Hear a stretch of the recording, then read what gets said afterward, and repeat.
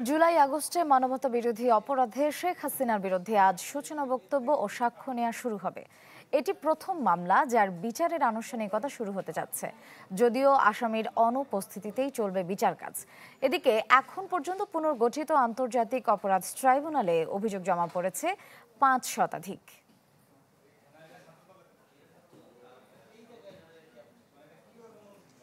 ম্যাগিও ঠিক আমার মতোই কোয়ালিটিতে কোনো ছাড় দেয় না। 7টি দেশের সেরা খামার থেকে আসে ম্যাগি নুডলসের ময়দা। মা হিসেবে এটাই আমার জন্য গিফট। আরো খবর জানাতে সরাসরি যোগ দিচ্ছেন মাসুদুর রহমান, যাচ্ছি তার কাছে।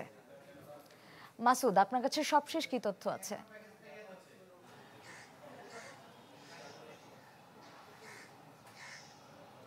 পুনর্গঠিত আন্তর্জাতিক অপরাধ ট্রাইব্যুনালে জুলাই আগস্ট গণ হত্যার বিচারের যে আজ প্রথম কোনো মামলা, যেটিতে শেখ হাসিনার বিরুদ্ধে সাক্ষ্য গ্রহণ শুরু হতে যাচ্ছে।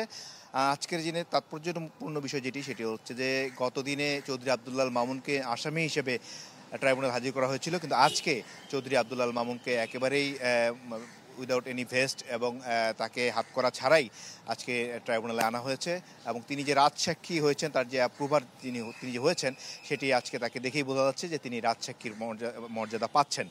আর এই আজকে শেখ হাসিনার বিরুদ্ধে যে 5টি অভিযোগ আনা হয়েছিল, সেটি যে অভিযোগ গঠন করেছিলেন গেল 10 জুলাই, মোট 5টি অভিযোগ তার বিরুদ্ধে আনা হয়েছে। এর মধ্যে 14 জুলাই ছাত্র জনতার উপরে যে রাজাকারের বাচ্চা বলেছিলেন এবং নির্দেশ দিয়েছিলেন, উস্কানি দিয়েছিলেন, সেটি তার বিরুদ্ধে প্রথম অভিযোগ আনা হয়েছে। 2 নম্বর অভিযোগ আনা হয়েছে হেলিকপ্টার থেকে গুলি, লেথাল ওয়েপন ব্যবহার করা, হেলিকপ্টার থেকে গুলি, এই 2 নম্বর অভিযোগটি তার বিরুদ্ধে আনা হয়েছে।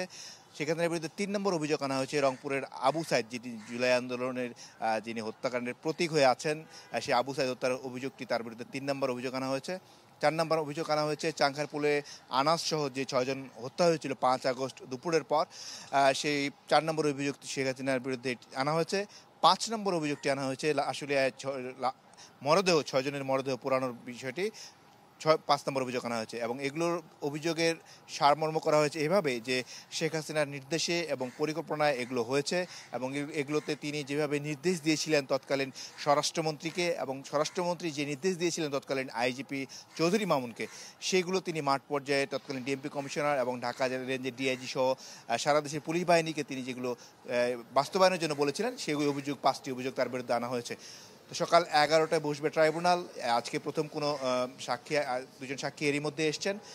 প্রথমে সূচনা বক্তব্য প্রসিকিউশন শেষ করলে এরপরে আনুষ্ঠানিকভাবে সাক্ষ্য গ্রহণ শুরু হবে। তবে আজকে কয়জন সাক্ষী নেওয়া হবে সেটা এখন পর্যন্ত প্রসিকিউশন আমাদেরকে নিশ্চিত করেনি। আমরা হয়তো পরবর্তী সংবাদে আপনাকে জানাতে পারবো যে আজকে আসলে কয়জন সাক্ষী হবে এবং আগামীকাল আবার কয়জন সাক্ষী নেওয়া হবে। শ্রেয়া, ধন্যবাদ মাসুদ।